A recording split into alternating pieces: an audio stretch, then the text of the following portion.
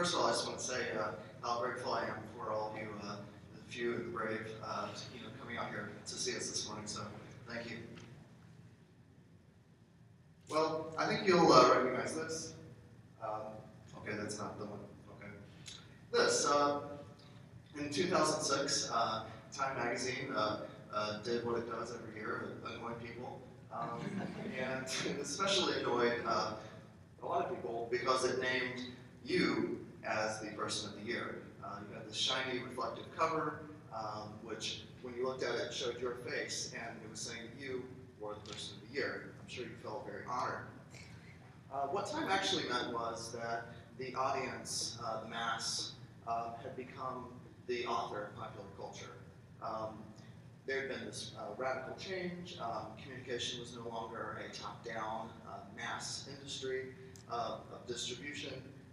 Users of the internet could make their own personalized, homemade version of a media experience. Articles, music, video were all being freely circulated. And this posed a challenge to property rights, primarily in terms of copyright, as well as standard business models for providing entertainment and journalism to the public. Now, commentators quickly dubbed this change, this new chapter in the evolution of the internet, the Web 2.0. And here you see some of the buzzwords surrounding that. These new platforms quickly became the basis of a new industry that was described as social media. And this is in the time frame of 2005, 2006, where this really hits sort of popular consciousness as represented in Time Magazine. Now, obviously, to a historian, we find this to be very familiar with the rise of the telegraph, the telephone, and previous media, this sort of rapturous technological enthusiasm that a new technology is going to upend social relations, it's going to democratize society, it's going to provide new education and new resources to new audiences. But there's something about social media, I think, that's kind of a little more curious. It's this sort of redundancy that's embedded in the term itself. I mean, what medium is not social? Are there media that aren't social? What makes social media social? I mean, we think of the famous AT&T slogan, which sort of captures this idea of media as a way of providing connection. We've heard this in, especially with advice columns, with conservative radio. We just heard the sense of connection with other people, that a medium is, it connotes a middle, something that comes in between, presumably one would think, two thinking, sentient beings. But perhaps that's not always the case. Social media, as you can see, involve many of the same social and participatory elements as earlier media, as we've just seen.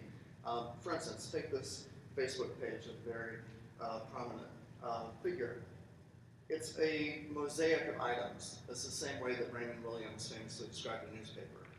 It doesn't have a single author. A radio or television broadcast is stitched together from pieces provided by the writers, the technicians, the actors, the advertisers, the lawyers, all the other people who are involved in producing an hour of broadcast television or radio.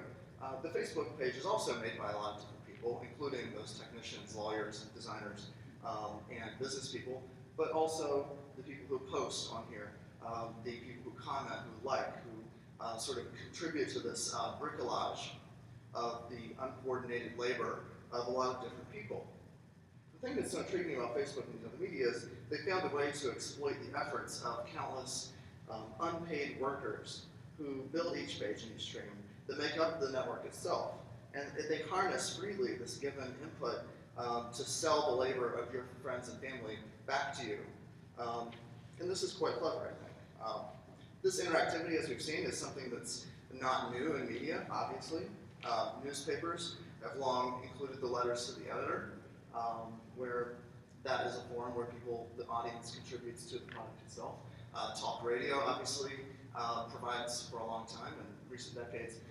The callers are contributors. The callers are part of the entertainment value, or perhaps you might say educational value, of the broadcast. Advice columns are perhaps the original user-generated content, which is how you describe YouTube or America's Funniest Home Videos, although they're not quite as poignant or resonant as a lot of letters to the advice columns. The voice of the listener, the caller, are part of these media. But very few businesses have ever found a way to exploit so fully and systematically the input of the audience as these new social media of the 21st century. I have to say, as a side note, I'm a little bit chagrined. This was originally an animated GIF file where he was doing the whole Rush Limbaugh thing, but didn't come up on this. Now, what I want to argue in this paper is that these social media today have taken the model of file sharing that we saw with Napster and Grokster, these file sharing pirate networks in the early 21st century. They've taken this model and transformed it into a vehicle for both personal expression and commercial exploitation. If you look at Facebook, plenty of photos and articles and videos and music circulate through this and are shared in a way that is not really so different from what you saw with these file sharing networks, which were ultimately shut down by the federal government. The new entrepreneurs have just found a way to combine file sharing with other functions like messaging to create sort of a respectable version of Napster. These media have triumphed where earlier file sharing networks failed because they turned these private activities of sharing and showing that we were already doing before into an opportunity for capital accumulation. Now, the link between file sharing and social media, I think, can become a lot clearer if we look at different types of networks and communities that existed before even Napster.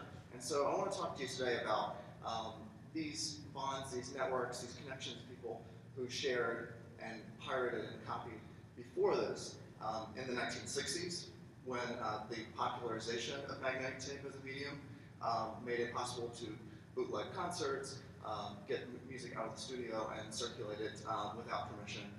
And also in the swing era of the 1930s, where there began to be a degree of bootlegging of jazz. So I think looking at these early antecedents of file sharing will show you sort of a prehistory of social media, where these relationships sort of evolve and then will eventually get turned into big business.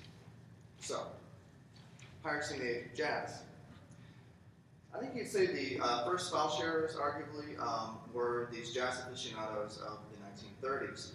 This was a time when jazz had already sort of evolved from, was beginning to change from being sort of disregarded as just sort of exuberant popular dance music, and beginning to be taken a little more seriously.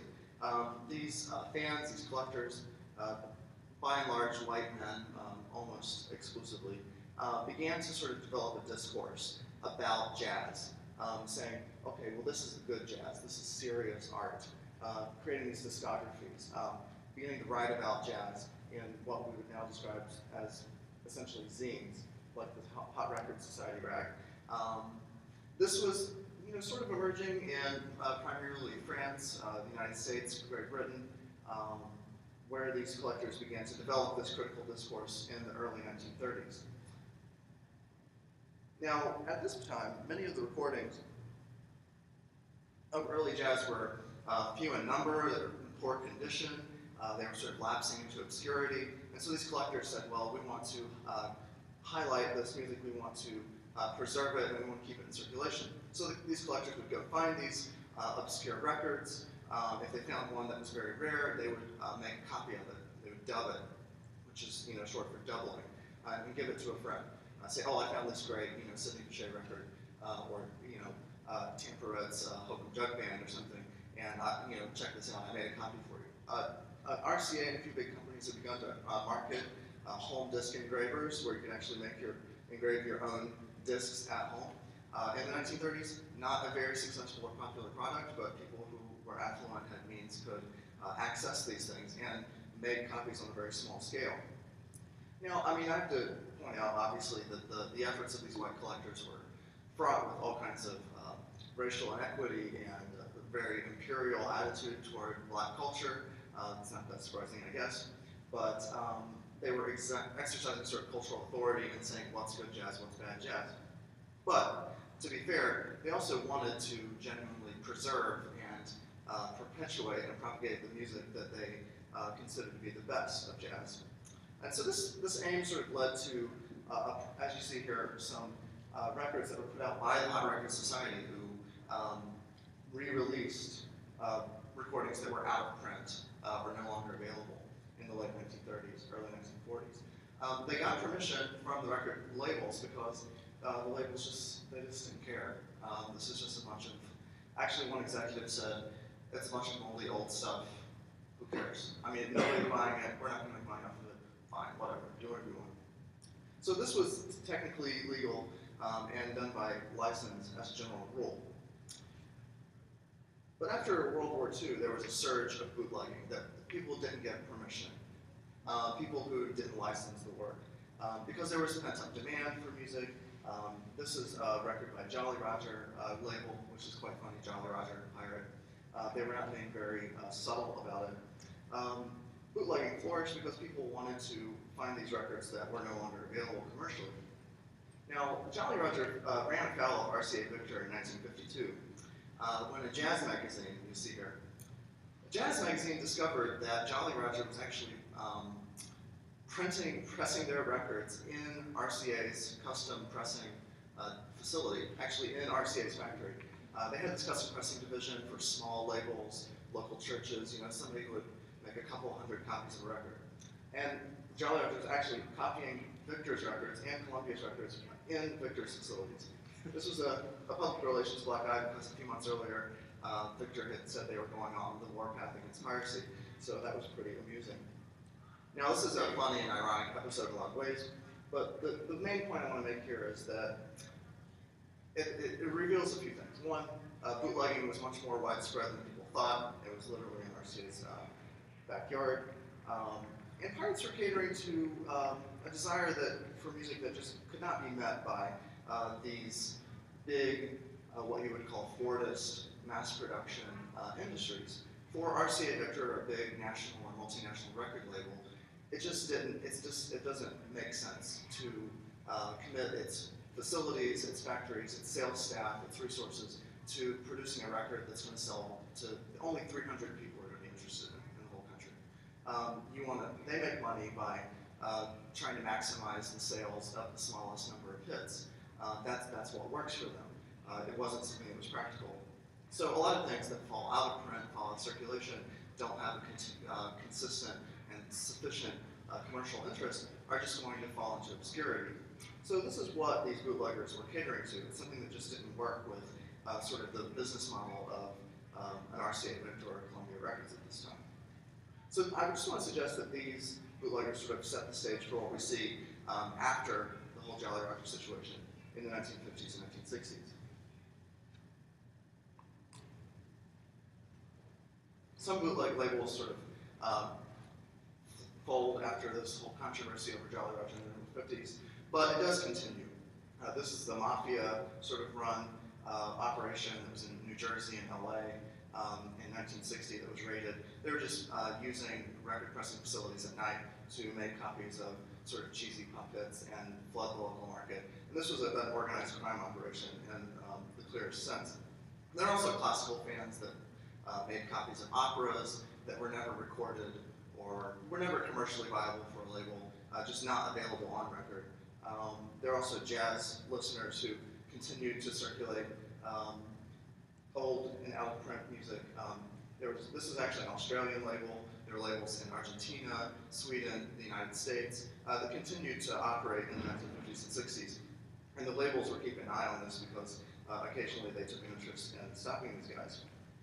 But the thing that really changed, I think, as I suggested earlier, is the introduction of magnetic tape as a mass consumer technology in the 1960s, like the Philips compact cassette in 1962. Now, magnetic tape as a technology, magnetic recording, had been around for a long time, but it hadn't been marketed as a mobile, cheap, manageable sort of technology. And this has to do with the youth culture, the car culture of the 50s and 60s that sort of set the stage for this. But what it did was it created a possibility of bootlegging concerts. For the first time, pop and rock music was being pirated as opposed to some very obscure jazz or classical music. And this kind of got tied in with the new left and the counterculture of the late 1960s. Some of these bootleg or pirate labels presented themselves as radical. We're going to liberate music from corporate control. We're going to take the middleman out. We're going to take the music out of the air at the concert, and the next week it's going to be, on your record player. It's this idea of more direct bracing access to music. And this is how they justify themselves. They present themselves as sort of socialist collectives. And they said, we're going to divide up our profits among the staff of our organization. We're going to have very egalitarian. We trade jobs. Nobody does the same job every day.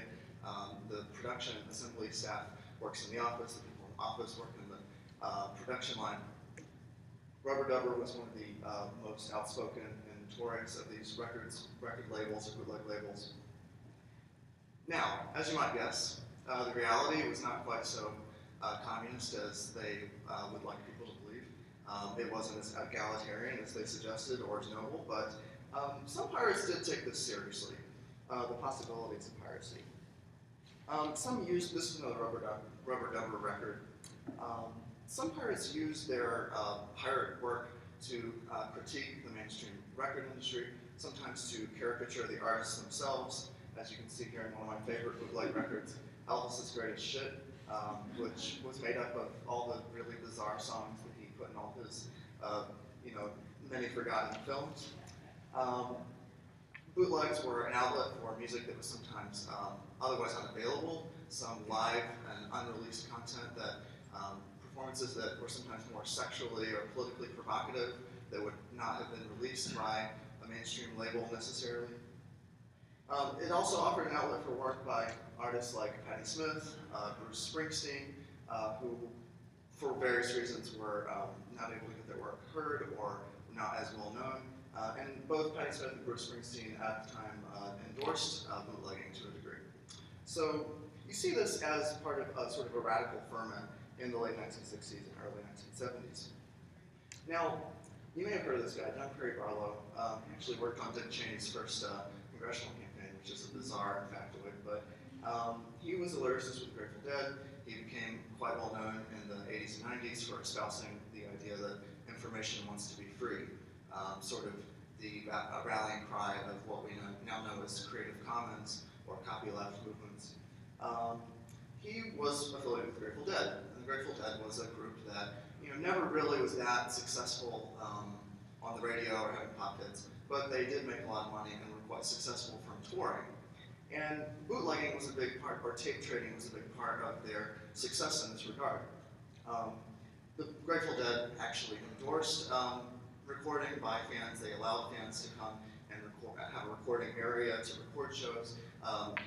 Fans, listeners, established networks that traded tapes of performances. Like say you want the one from that particular date, March 5th in Charlotte, that show. Each show is distinct and different with all the improvisation, etc. And these networks of tape traders worked through what we'd call also zines like Relics in the 1970s, where they would say, I'm looking for this show, can you send it to me? I'll send you a blank tape and you'll agree to send it back to me. There were even, there's like something called a shit list, where if you were a bad actor, you didn't return somebody's tape or you didn't follow through, you didn't reciprocate, your name would be published. I mean, I look at this as being kind of similar to these like sellers ratings that you have on eBay or Amazon. So two people who are anonymous can have an interaction with each other, a stranger, and there's a degree of social censure that works there. So this tape trading was explicitly non-commercial though. The Grateful Dead did not endorse private, for-profit sale of their recordings, but they did encourage people to circulate and share them, which continued to contribute to their success as a live performance group. So what I suggest is, these networks created value for the Grateful Dead. It became part of their business model, so to speak. Piracy, bootlegging revealed that there was a demand for types of products that the established music industry may not have provided, like reissues in the jazz period, live albums in the 60s or 70s. They showed that there was a demand for certain types of products. And they also helped generate interest in music as unofficial promoters and distributors of sound. The hip-hop music industry has sort of accommodated itself to this arrangement in the last 10 or 15 years with mixtapes. There would be, I was checking to see all the time. These hip-hop DJs will, incorporate part of another artist's sample and a mixtape. And a lot of the record labels have sort of accepted this because the fact that the artist is portrayed on that mixtape, which is popular, it creates buzz, and attention for the artist. A lot of artists want to get on mixtapes. So it is an unauthorized reproduction, unauthorized sampling of sound, but a lot of labels look the other way because it is beneficial for them. Now sometimes they do decide to crack down selectively, but this is sort of part of the arrangement. In general, though, the established entertainment industries have not found it easy to turn copying and sharing by listeners to their advantage. The new enterprise of social media has. When a friend posts a YouTube video on my wall, such as that one, it's not that different from a jazz collector in the 30s saying, here's this record, I want you to hear it. That kind of sharing, that sort of borrowing, and that sort of interaction. The only difference, of course, is that YouTube and Facebook are selling advertising space and collecting market data on my friend and me, which was not happening before when you made a mixtape or shared something with a friend in the 30s or the 80s. The thing I want to suggest is, some media theorists have suggested that watching TV is a labor relation. In exchange for the wage of the TV show, you have to do the work of watching the ad. That's how it works. Otherwise, the network wouldn't be able to make any money. So there's that. They give you just as much show as you're willing to work for to sit through the ads. At least that's the traditional arrangement. I think social media has taken this to a whole new level, a whole new extreme. Early fan communities and tape trading networks established the template for today's social media. Unlike record companies and movie studios, which treat sharing as obviously a mortal threat to their business, social networks view this sharing activity as an engine of commerce. Music has always been embedded in a deeply personal social world. This encompasses everything from religious ceremony, courtship, all sorts of social occasions, deep personal experiences. Music's always been embedded in that. And what that social world, that personal world, is what social media has figured out a way to commodify and to turn into a new arena for capital accumulation. That sharing, that commenting, that joking, that debating, things that we did in a private, personal arena, has now been sort of turned into an area for capital accumulation. So I would just suggest that that is what makes social media social. Taking these social relationships that have existed in these networks and these communities for decades, reaching all the way back to the 1930s, and turning those relationships into a source of profit. So that's all. Thank you very much.